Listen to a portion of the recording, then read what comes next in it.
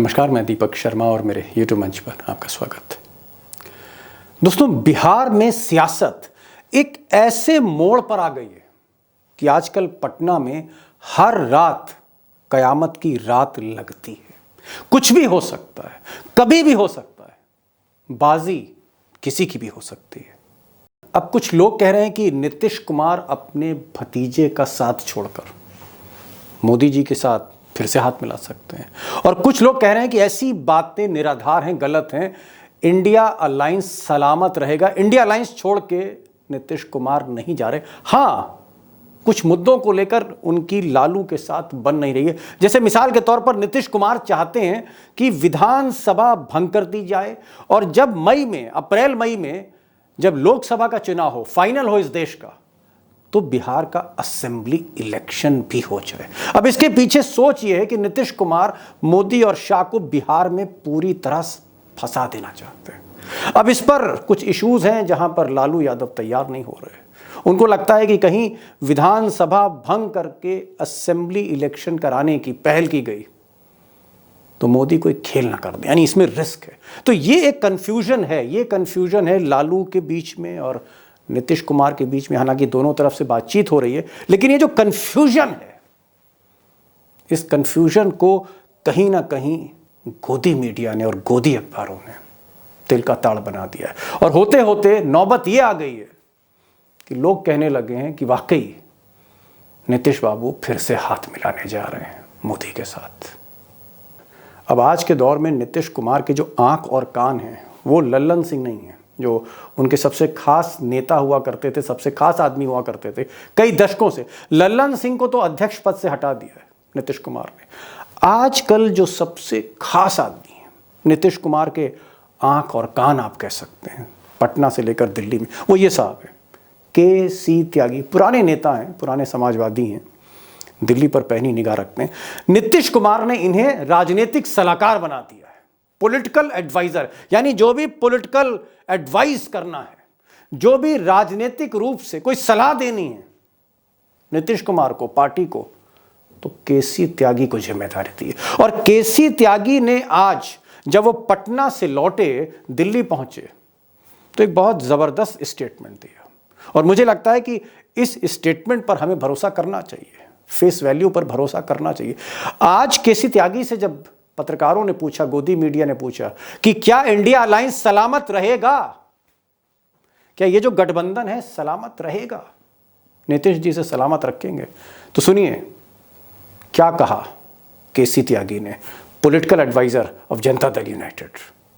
क्या इंडिया गठबंधन सलामत रहेगा? जेडीयू क्या इंडिया गठबंधन का पार्ट रहेगा? इंडिया गठबंधन सलामत है, इंडिया गठबंधन सलामत है। अब के.सी. त्यागी आजकल नीतीश कुमार की आंख हैं, नीतीश कुमार के कान हैं।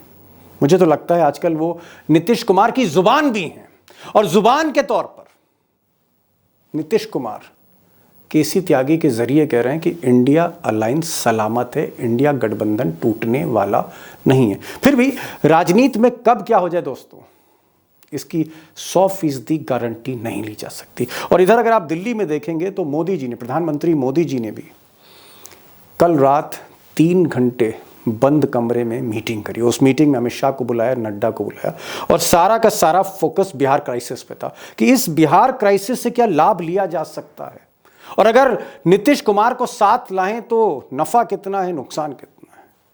तोल मोल के बोल आप कह सकते हैं। जी हाँ, ये सोच रही है बीजेपी। और आज अमित शाह ने विनोद तावड़े जो प्रभारी हैं बिहार भाजपा के, उनको बुलाया, बिहार से सम्राट चौधरी को बुलाया, और भी कई नेताओं को बुलाया, और उनकी फोन पर मोदी जी से भी बात हुई। बहरहाल कोशिश ये हो रही है कि अभी अमित शाह और मोदी डिसाइड कर रहे हैं कि क्या ये जो प्रस्ताव है, क्या प्रस्ताव अगर पटना से आता है, अगर आता है, अभी कंफर्मेशन नहीं है, अगर प्रस्ताव कोई आता है तो क्या उसको स्वीकार किया जाए, क्या उसको एक्सेप्ट किया जाए, और क्या प्रस्ताव आएगा भी। मेरा दोस्तों, ज़मीनी सच ये है कि एक तरफ ये जो पॉलिटिकल टर्मोइल है, एक तरफ नीतीश कुमार हैं और दूसरी तरफ मोदी हैं। फैसला इन दोनों को ही लेना है। अगर बीजेपी से कोई फैसला है तो मोदी की मोहर ज़रूरी है, और अगर कोई प्रस्ताव जेडीयू से जाता है तो उस पर दस्तखत ये अंतिम फैसला जेडीयू अध्यक्ष और सुप्रीमो नीतीश कुमार के होने। लेकिन मुझे ऐसा लगता है कि ये जो राजनीतिक खेल है और हिंदुस्तान की सियासत का अब तक का सबसे बड़ा राजनीतिक खेल है 2024 का, क्योंकि बिहार एक डिसाइसिव स्टेट है। 40 सीटों वाला बिहार बहुत कुछ डिसाइड करेगा। तो ये जो राजनीतिक खेल है, ये जो चाल है, मुझे ऐसा लगता है कि इसका आखिरी पत्ता अभी भी नीतीश के पास है। आखिरी पत्ता मोदी के पास नहीं है। आखिरी पत्ता नीतीश को ही चलना है। नीतीश ही डिसाइड करेंगे।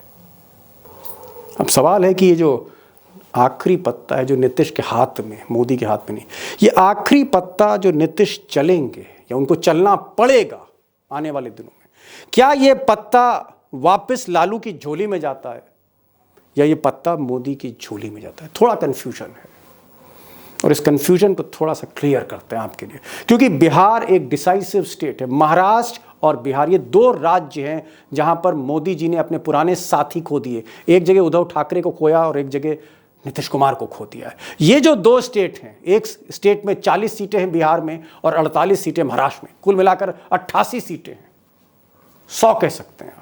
ये जो दो स्टेट हैं जहां खेल फंसा हुआ है मोदी का, जरूरत तो मोदी को भी है, गरज तो मोदी को भी है कि क्या राम लहर के बावजूद भी 272 के टैली पे, स्कोर बोर्ड पे मोदी पहुंचेंगे? क्या उन्हें नीतीश की जरूरत है? और नीतीश हो सकता है ओवर कॉन्फिडेंस में हो।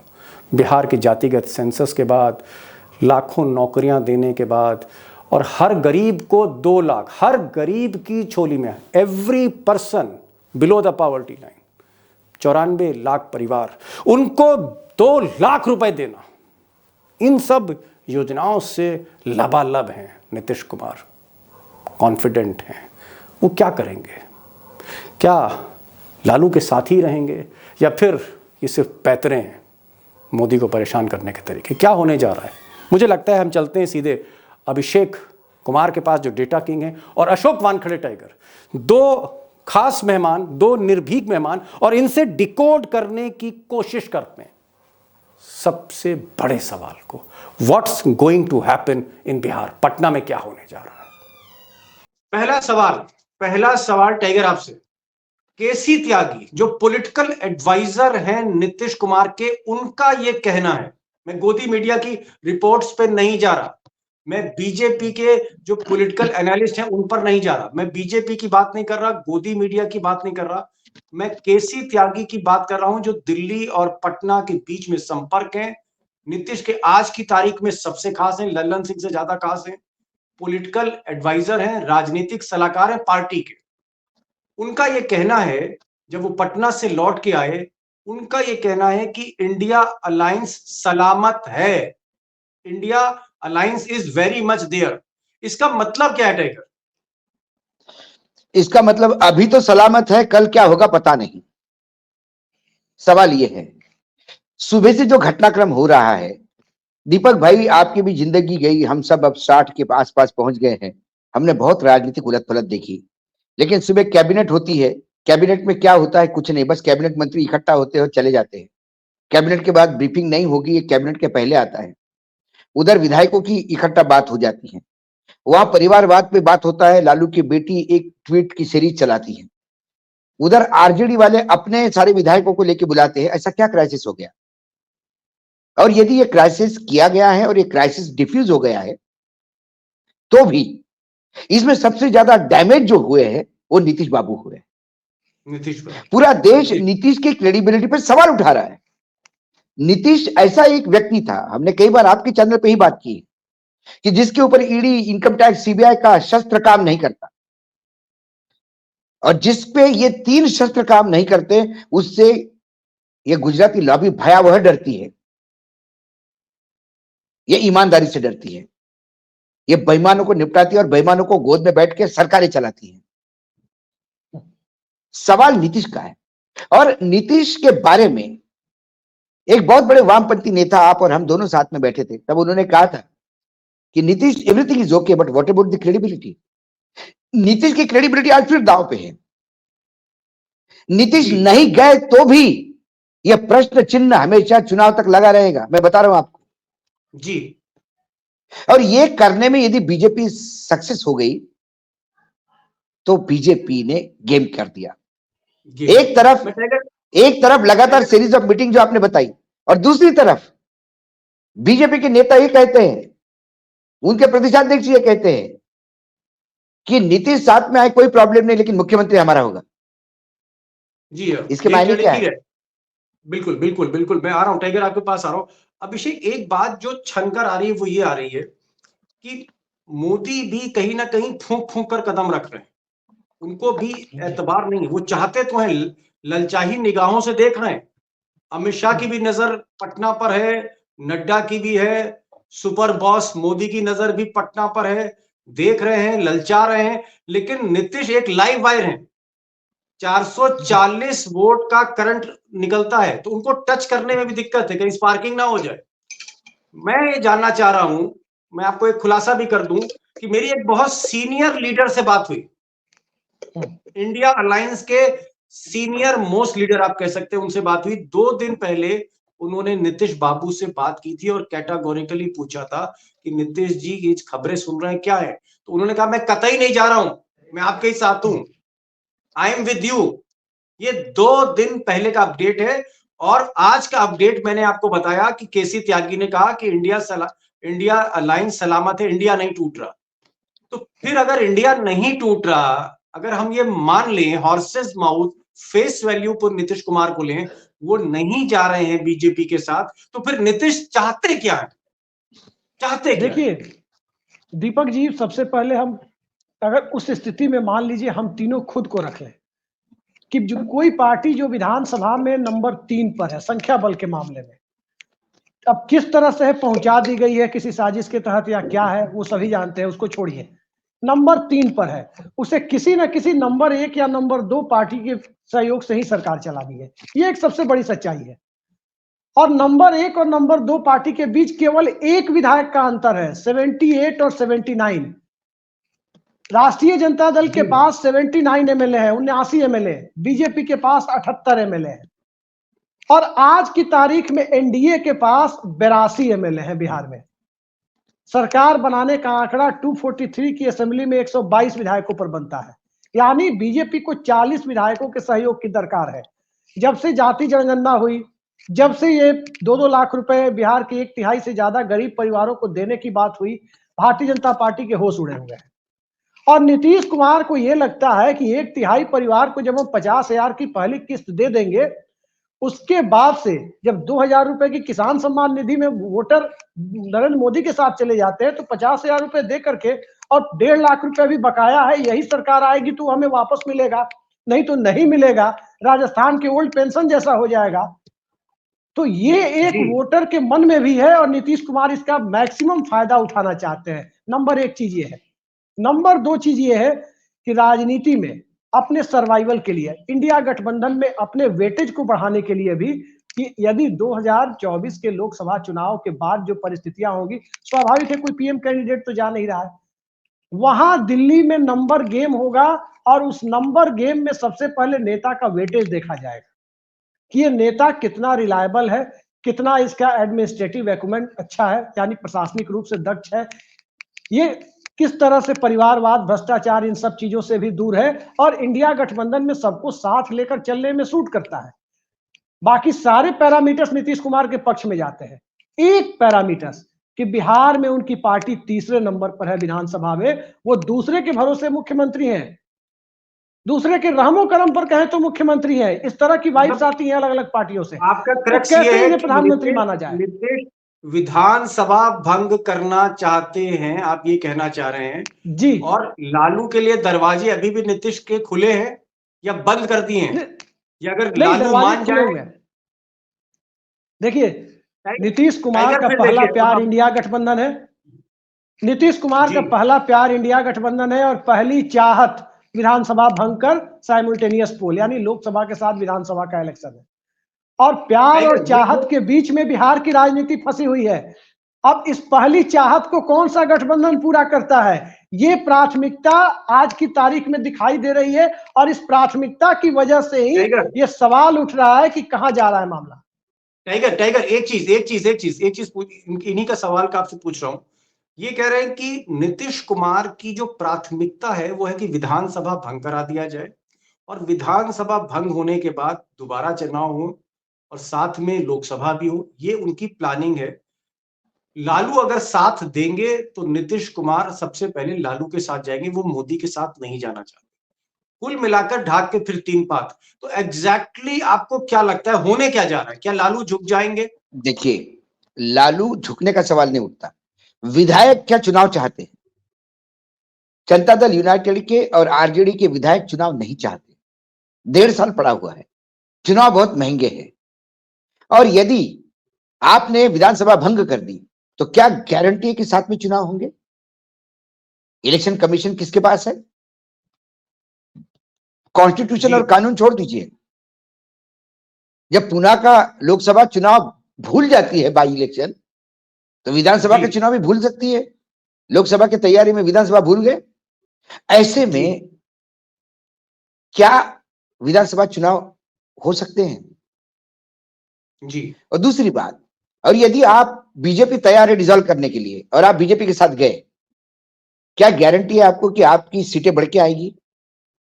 इसके पहले बिहार में हुआ है, नीतीश बाबू ने किसी का साथ नहीं दिया, किसी के पास मेजोरिटी नहीं थी, तो फिर चुनाव हुए तुरंत, और वो चुनाव में 1/3 रह गए नीतीश बाबू। अगर एक चीज यहां पर मैं देख रहा हूं कि अगर आप पूरी बिहार की सिचुएशन देखें, पटना से लेकर दिल्ली तक, तो हर आदमी असमंजस में है, कंफ्यूज है। कंफ्यूजन का हाल यह है कि मोदी ने कल रात 3 घंटे बैठक करी नड्डा के साथ, अमित शाह के साथ। मोदी तीनों लोग बैठे 3 घंटे, किसी नतीजे पे नहीं पहुंच पाए। आज फिर मीटिंग करने जा रहे हैं, हालांकि वो फ्रांस के राष्ट्रपति के साथ बिजी हैं, लेकिन फिर भी अमित शाह कर रहे हैं मीटिंग। मोदी से आज जरूर बात होगी उनकी। 26 जनवरी भी है, सब कुछ है। Modi confuse, Amit Shah confuse, Nadda confuse, Lalu confuse, Nitish Kumar confuse, Lallan Singh confuse. लेकिन जो सबसे जवान आदमी है, जो सबसे यंग लीडर है, जिसके इर्द गिर्द सारी चीजें घूम रही, उसको कोई कंफ्यूजन नहीं। मैं तो तेजस्वी को देख रहा हूं। तेजस्वी का जो पेशेंस है, तेजस्वी का जो धीरज है, जिस तरह की बॉडी लैंग्वेज है, गजब की मैच्योरिटी दिख रही है। तेजस्वी ने एक शब्द नहीं बोला अब तक। नीतीश को भी बर्दाश्त कर रहे हैं, ईडी को भी बर्दाश्त कर रहे हैं। दीपक भाई, एक बात मैं बता दूं आपको कि कोई भी राजनेता अपने मैच्योरिटी से जाना जाता है, और मैच्योरिटी उम्र के साथ आती है, ये जरूरी नहीं। आज के डेट में यदि मुझे कोई पूछे तो पूरे देश में मैं सबसे मैच्योर नेता तेजस्वी को मानता हूं, पूरे देश में। सबसे मैच्योर, बड़ी बात कर रहे हैं। मैं बता रहा हूं आपको, वो मैच्योरिटी मुझे शरद पवार में भी नहीं दिखती। कई बार वो भी इधर उधर हो जाते हैं। ममता तो बहुत ही उफान पे रहती है, हमेशा इधर होते हैं। स्टैलिन भी रिएक्ट करते हैं। मुझे एक नेता का नाम बताइए, सारे चीफ मिनिस्टर ढूंढिए, सारे रीजनल पार्टीज के नेता ढूंढिए, चाहे केसीआर हो, चाहे स्टैलिन हो, चाहे टीडीपी के चेयरमैन हो, भले वो इंडिया अलायंस में नहीं है, पटनायक क्यों नहीं हो। तो एक मैच्योरिटी की लेवल क्या है? देखिए, सरकार साथ में है, सबसे ज्यादा विधायक साथ में होते हुए भी जिसके कम विधायक है उनको आप झेल रहे हो, झेल रहे हैं। तेजस्वी लगातार इस सरकार को झेल रहा है, क्योंकि पूरी सरकार जो है वो नीतीश है। तेजस्वी दुय्यम है, तेजस्वी को डांटते भी हैं, वो चाचा समझ के हंस के निकाल देते हैं। कैबिनेट रिशफल की, तेजस्वी के लोगों को इधर उधर के पोर्टफोलियो दिए, एक शब्द नहीं निकाला। ठीक है, ये करना है करिए, जो डिसीजन नीतीश ले रहे हैं तेजस्वी साथ दे रहे हैं, क्योंकि तेजस्वी को पेशेंस है, तेजस्वी को मुख्यमंत्री बनने की जल्दी नहीं। ये बात अलग है कि लोग कहते हैं कि भाई उनके पिता को जल्दी है कि मेरा बेटा मुख्यमंत्री बने, उसको जल्दी नहीं है। और 5-10 साल के बाद भी तेजस्वी मुख्यमंत्री बन सकता है। 10 साल बाद तो पूरा तेजस्वी का फील्ड है। लेकिन जितने मैच्योरिटी से वो निकलता है, आग में तप के निकलता है, सोने जैसा पीलापन उसमें दिखाई देता है उसके बिहेवियर में। आज भी यदि कोई उसका इंटरव्यू करे तो आज भी वो कहेगा कि सरकार इंटैक्ट है। आज भी कोई कहेगा कि नीतीश जी जा रहे तो हंस के टाल देगा कि नहीं, नीतीश जी नहीं जा रहे, नीतीश जी हमारे साथ है, हमारे वरिष्ठ नेता, और ये आप अफवाह फैला रहे हैं। सारा पूरा देश आज परेशान है, लेकिन आज फिर भी वो कंपोज्ड है जी। ये मैच्योरिटी इस पूरे, देखिए क्राइसिस में ही मैच्योरिटी दिखती है आदमी की। जी जी नहीं, जो टाइगर आपने क्राइसिस ठीक में बौखला जाए, जी और बौखलाहट कैसी होती है वो आपने आसाम में देखी ली कि मुख्यमंत्री यहां तक उतर आ गया नीचे कि राहुल गांधी ओरिजिनल गाड़ी में बैठा रहता है और डुप्लीकेट बाहर उतरता है भाषण देने। जी जी ये जी तक प्रेस कॉन्फ्रेंस लेके यदि एक मुख्यमंत्री कहे, उससे ज्यादा बौखलाहट नहीं दिखती। इमेच्योरिटी का लेवल है वो। नहीं आपने बड़ी बात कही कि जो मैच्योरिटी एक बहुत ही कम उम्र के नेता जो अपने घर में घिरे हुए हैं, अपने पिता की बीमारी से जूझ रहे हैं, संघर्ष तो छोड़ ही सीबीआई दीजिए, और उसके सीबीआई जैसा से घिरा जूझ रहे हुआ हैं, आदमी उसके नहीं। बावजूद भी बहने पिता, बहने माँ सब रीढ़ी के रडार पे, पॉलिटिकल जी टर्मोइल, गोदी मीडिया रोज टारगेट बना रहा है। उसके जी बावजूद चलिए आगे आगे पिताजी की देखते हैं, परेशानी हेल्थ की अलग। तेजस्वी को देखते हैं आगे की सेंटर फिगर कहीं ना कहीं बिहार पॉलिटिक्स वही है, सबसे बड़ा दल है उनका जो इस वक्त की सरकार है, और उसके बावजूद जो उन्होंने धीरज रखा है, जो आदमी कभी भी जेल जा सकता हो, जिसके घर में उसका जो पिता है वो ज्यादातर आईसीयू में अपना जीवन काट रहा हो, उसके बावजूद ये आदमी आज की तारीख में पेशेंस है। वी विल वॉच हिम, इसको आगे हम लोग तेजस्वी पर नजर रखेंगे, उनकी राजनीति पर। लेकिन मैं अंतिम सवाल पर आ रहा हूं, और अंतिम सवाल मेरा अभिषेक से है। अभिषेक, ये जो धारावाहिक चल रहा है बिहार में, कभी भी सरकार जा सकती है और हर रात कयामत की रात दिखती है पटना में कि आज कुछ हो जाएगा, आज फिर कयामत की रात है, आज कुछ हो जाएगा, सुबह कुछ हो जाएगा। ब्रेकिंग न्यूज का इंतजार रहता है, गवर्नर को भी इंतजार रहता है, मोदी जी को भी समझ नहीं आ रहा क्या हो रहा है। अल्टीमेटली क्या होने जा रहा है अभिषेक? क्या वाकई India Deepak ji, alliance intact रहेगा या फिर बिजली गिरने जा रही है? दीपक जी, इस पूरे घटनाक्रम को आप देखेंगे, अगर माइन्यूटली आप इसको स्टडी करेंगे, तो आपको लगेगा कि आधी बातें नीतीश कुमार की सही है, आधे लॉजिक उनके सही है और आधे लॉजिक आरजेडी के सही है। पिछले 6 महीने से क्या, जब से महागठबंधन सरकार बनी है 1.5 साल से, हम सब रोज टीवी खोलिए देखिए, हर दूसरे दिन एक टॉपिक होता था, और 6 महीने से तो रोज होता है। 4 दिन रामलला की कृपा से बच गया, नहीं तो 4 दिनों, उन 4 दिनों में भी नीतीश सरकार गिरा रही होती है गोदी मीडिया। एक परसेप्शन बनाया जा रहा है कि अब नीतीश कुमार की सरकार गिरी, एनडीए के पास इतना बड़ा विधायक दल है, अब खेल हो गया। गिरिराज सिंह को फ्लाइट में लालू यादव मिल के कथित तौर पे कहते हैं कि तेजस्वी को जल्दी मुख्यमंत्री बनाना है। सारी बातें आती है। नीतीश कुमार को भी कहीं लगता है कि इन सब का एक ही उपाय है और एक ही कारण है। कारण यही है ना कि उनके पास केवल 45 विधायक है, और तो कोई कारण नहीं है। कारण यही है ना कि एनडीए के पास 82 एमएलए है। तो नीतीश कुमार को एक ही चीज समझ में आती है कि खासकर कास्ट सेंसस के बाद, कि भाई सारे गणित हमारे पक्ष में है। और इस बात को अमित शाह कह चुके हैं टेलीविजन चैनल पे आज से 5 साल पहले कि बिहार में 3 राजनीतिक फोर्सेज हैं, पॉलिटिकल फोर्सेज, तो 3 में 2 एक तरफ जिधर होते हैं, नतीजा एक तरफा होता है। तो उनको समझ में आ रहा है कि ये सब कुछ हो रहा है असेंबली के अंदर की स्ट्रेंथ से। तो क्यों ना इस गोदी मीडिया के प्रोपेगेंडा को हमेशा के लिए खत्म कर दिया जाए कि न रहेगा बास, न चुनाव के समय में परसेप्शन खराब करेंगे। आरजेडी के कार्यकर्ताओं को भी कहीं ना कहीं लगता है कि हमारा नेता मुख्यमंत्री क्या आपको नहीं लगता है, है, सिर्फ क्या साथी आपको विधायक लगता तो है कम है। अभिषेक, आपको लगता है इस पूरे गेम में ये जो शय और मात का खेल है पटना में, और शय और मात का बड़ा खेल है, इसका आखिरी पत्ता नीतीश के ही पास, मोदी के पास नहीं है? निश्चित तौर पर। और एक बात मैं दावे के साथ कहता हूं, आज अगर बिहार विधानसभा भंग करने की सिफारिश चली जाए राजभवन, उस पर दस्तखत हो जाए कि विधानसभा भंग हो गई, राजद जदयू सब मान गए भंग हो गई विधानसभा, कल से गोदी मीडिया का ये प्रोपेगेंडा और भाजपा के नेताओं का ये प्रोपेगेंडा कि तेजस्वी को मुख्यमंत्री बनना चाहिए, सबसे बड़ा विधायक दल है, सब बंद हो जाएगा। सब ये कोशिश में लगेंगे कि बिहार में कैसे कुछ सीटें, जैसे बंगाल में कहा जा रहा है ना कि पर्दे के पीछे समझौते की बात, कथित समझौते की। जी, लास्ट कमेंट में ले रहा हूं दीप- टाइगर, लास्ट कमेंट। क्या क्या आपको लगता है कि जिस तरह से ईडी को छोड़ दिया है तेजस्वी परिवार पे, लालू परिवार पे, ईडी और सीबीआई लालू परिवार पे, और गोदी मीडिया छोड़ दिए नीतीश कुमार पर, क्या गोदी देख- मीडिया एक, आप कह सकते हैं कि ऐसा गेम खेल रही है कि कहीं ना कहीं एक, आप कह सकते हैं कि नीतीश कुमार को टारगेट किया जा रहा है, टार्निश किया जा रहा है? देखिए, 2 बातें हैं, मैं बड़ा संक्षिप्त में बताता हूं।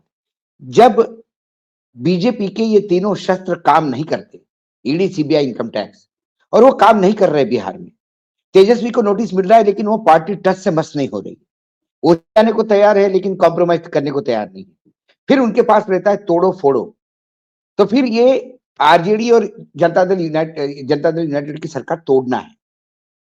तोड़ने के लिए नीतीश को दाना डाला जा रहा है। नीतीश के पास भी ऐसे एडवाइजर है जो बीजेपी के पेरोल पे है, वो भी नीतीश को धीरे धीरे ज्ञान देते हैं। जिसको आप नीतीश के पॉलिटिकल एडवाइजर समझ बोल रहे हैं, वो उनके बीजेपी के नेताओं के साथ उनके बेटे के बिजनेस है। एक पैर उधर का बीजेपी में रहता है। तो ये लोग सब समझाते हैं कि बीजेपी के साथ जाने से फायदा क्या। बेसिकली हर आदमी अपनी दुकान चला रहा है। गोदी मीडिया के प्रेशर में नीतीश कभी नहीं आएंगे, इस बात का गवाह आप ही हैं। हम तीनों थे जी। जब नीतीश की पार्टी की यहाँ नेशनल एग्जीक्यूटिव थी, और रात को 11:30 बजे वहां पर उन्होंने एक बहुत ही टीवी सीनियर बंद कर आदमी ने दिया हमको बताया था कि कैसा जी। टीवी बंद करके उन्होंने कहा कि ये गोदी मीडिया से दबने वाले नीतीश नहीं। हाँ, एक बात जरूर है, नीतीश की अनसर्टेनिटी से नीतीश को एक स्टैंड लेना होगा, इस पार या उस पार। ये स्टैंड ढुलमुल जो चल रहा है, इससे गोदी मीडिया को चांस मिल रहा है एक परसेप्शन बनाने का। चारा मिल और रहा है। यदि वो परसेप्शन बन गया नीतीश के खिलाफ कि नीतीश की क्रेडिबिलिटी पे सवाल है, तो मैं बता रहा हूं, आप नीतीश भले ही इंडिया गठबंधन में रहे, भले ही पूरे के पूरे सीट स्वीप करे, लेकिन जब दिल्ली में बड़े रोल का खेल होगा तो सबसे पहले यह सवाल पूछा जाएगा, क्रेडिबिलिटी का क्या? क्योंकि आपने कई जगह क्रेडिबिलिटी अपनी स्टेट पे लगाई है।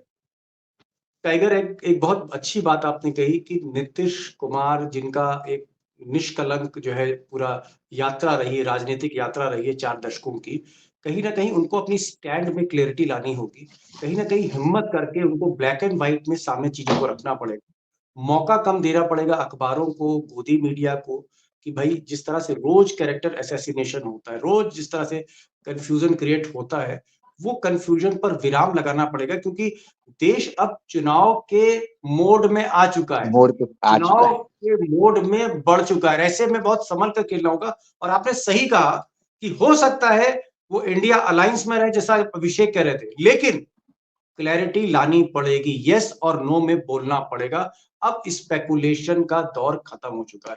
लेट्स सी नीतीश कुमार आगे क्या करते हैं। आप दोनों लोग आए, और मैं एक चीज कह सकता हूं, बहुत बेबाक बातचीत आपने की है, बेधड़क बातचीत की है, और मुझे लगता है आने वाली रातें कयामत की रातें होंगी। और एक चीज जो कही अभिषेक ने, आखिरी पत्ता इस पूरे गेम का मोदी के पास नहीं है, नीतीश कुमार के पास है। देखते हैं नीतीश वो पत्ता कब चलते हैं और किसके फेवर में चलते हैं। क्या वो पत्ता लालू की झोली में जाता है या फिर वो मोदी की झोली में जाता है। आप दोनों लोग आए, बहुत बहुत शुक्रिया। Thank you so much for joining this programme.